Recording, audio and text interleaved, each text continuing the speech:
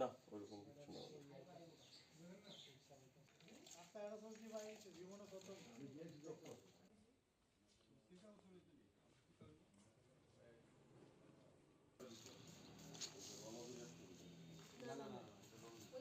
But কালকে আমি সাইডে আসছিলাম, 4:30-5:45টার দিকে বাড়ির থেকে ফোন এসে রণবীর দেবনাথ উর্ফে শানি নাম, সে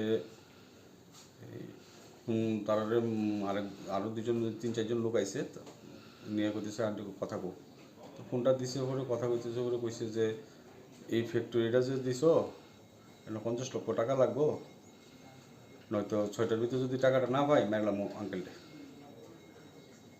এই কথা হওয়ার পরে তো তো হতভম্ব হয়ে গেছে। এখন ফোন করছে, আমি আইসি, এখন তো পুলিশ ফোন করা হয়েছে, পুলিশ আইলো, পুলিশে দেখে গেল।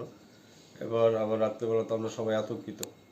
ভোরবেলা 3:30-4:45টার দিকে আবার 2টা আওয়াজ হয়েছে। এবার 2টা আওয়াজ হয়েছে পরে তো আর আমরা কিছু করতে পারি না, রাতে আর আমরা কেউ বাড়িছি না।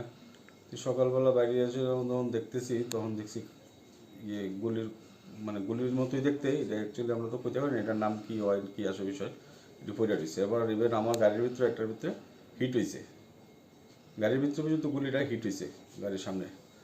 তো এখন তো এমন একটা পরিস্থিতির ভিতরে পড়লাম যে প্রশাসন আছে তারা সবসময় আইতেছে যাইতেছে, কিন্তু এইভাবে আমরা কি সাধারণ মানুষের কি কোনো ব্যবসা কইরা সৎ পথে উপার্জন করার মতো কোনো রাস্তা নাই আমাদের? আর শুধু প্রশাসনের কাছে এতটুকু দাবি, আর আমাদের ত্রিপুরার যে সিএমের কাছে আমার বিনীতভাবে অনুরোধ, আমি কোনো পার্টি নিয়ে কোনো কথাই কইতে রাজি না, কিন্তু এই যে একটা ঘটনা হইলো, আমার ঘরে 2টা মেয়ে, বাড়িতে শুধু আমার ফ্যামিলি 3জন আছে, এর ভিত্তিতে যদি এই হয়, আমার নেতাজি নগরের মতো কোনো দিন এই জায়গাতে কোনো ক্রাইম হয়েছে না। আজকের বাজারে এই হওয়াটা মানে কি, আমরা কি বুঝতাম পারতেছি যে আমরা কি হইব।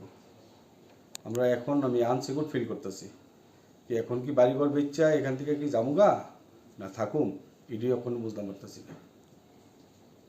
সমর্থিত ইভেন আমি 2016-র পৃষ্ঠা প্রমুখ, ইভেন আমি 2018-র পরে আমি ডিস্ট্রিক্ট মেম্বার হই।